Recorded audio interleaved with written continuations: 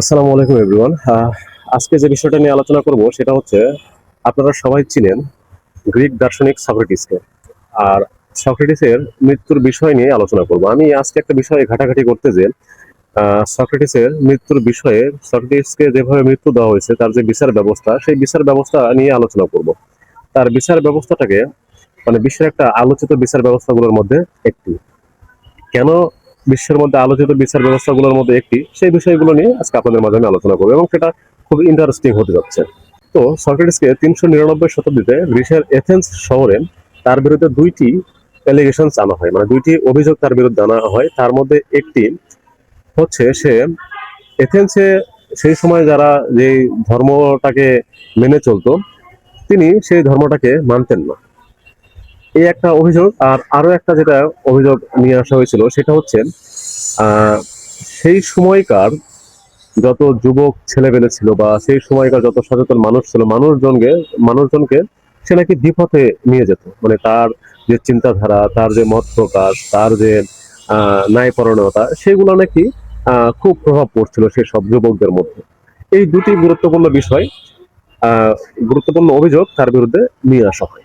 পরবর্তীতে আহ, এই অভিযোগটা কেন নিয়ে আসা হয় সেটা একটু বলি। সেটা হচ্ছে, গ্রিক দার্শনিক সক্রেটিসের জনপ্রিয়তা এতটা পরিমাণ বেড়ে যাচ্ছিল দিন দিন, যে এই যে যুবক ছেলেপেলে, তার ন্যায়পরায়ণতা, তার সততা, তার একনিষ্ঠতা, এগুলো দেখে তার প্রেমে মুগ্ধ হয়ে পড়ছিল।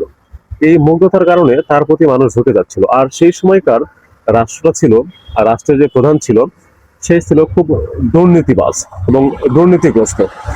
তো তখন সেই রাষ্ট্রপ্রধানেরা ভাবলো, এখনই যদি আমরা সক্রেটিসকে না থামাই, তাহলে এই যে এখন যে সমাজের যুবকরা এই ন্যায়পরায়ণের দিকে চলে যাচ্ছে, সততার দিকে চলে যাচ্ছে, তাহলে তো আমাদের রাষ্ট্র ব্যবস্থা আমরা বেশি দিন টিকে রাখতে পারবো না।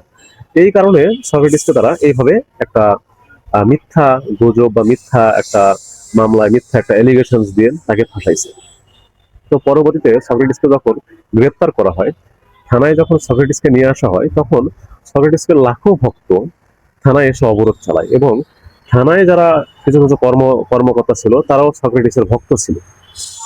তো সেখানে তারা সক্রেটিসকে বলছিল যে, গুরু, আপনি এখান থেকে পালিয়ে চলে যান, আমরা আপনাকে সহযোগিতা করছি, আপনি এখান থেকে পালিয়ে চলে যান। তখন সক্রেটিস একটা কথা বলেছিল, যে আমি আইনের প্রতি শ্রদ্ধাশীল, আমি যেটার জন্য সারা জীবন যুদ্ধ করে যাচ্ছি, যে ন্যায়পরায়ণতা, যে সততা, যে শিক্ষা আমি সবাইকে দিয়ে যাচ্ছি, সেটাই যদি আমি সেখান থেকে যদি বিচ্যুত হয়ে যাই, আমি যদি এখান থেকে পালিয়ে চলে যাই, তাহলে আমি যাদেরকে শিক্ষা দিলাম, তাহলে সেই শিক্ষাটার কি হবে? যাই হোক, অনেক চেষ্টার পরেও তারা কিন্তু সক্রেটিসকে সেখান থেকে নিয়ে আসতে পারেনি, পালাই দিতে পারেনি।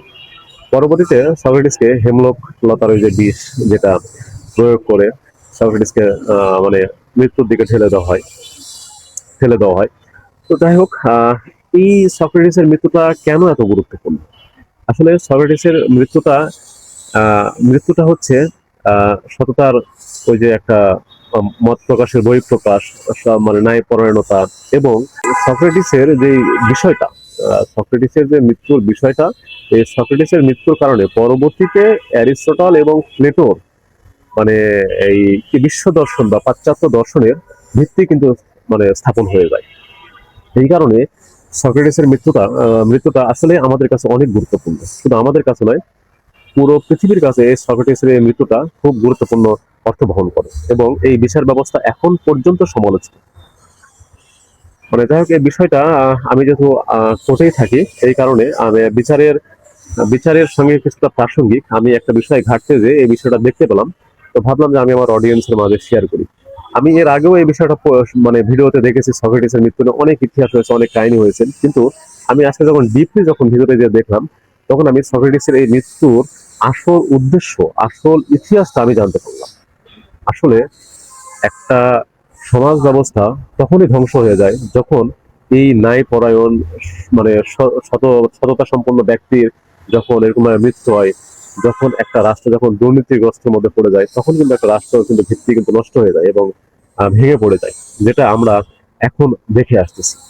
তো যাই হোক, ভালো থাকুন, সুস্থ থাকুন। যদি এইরকম ভিডিও ভালো লেগে থাকে, তাহলে আমার পেজের পাশে থাকুন। ধন্যবাদ।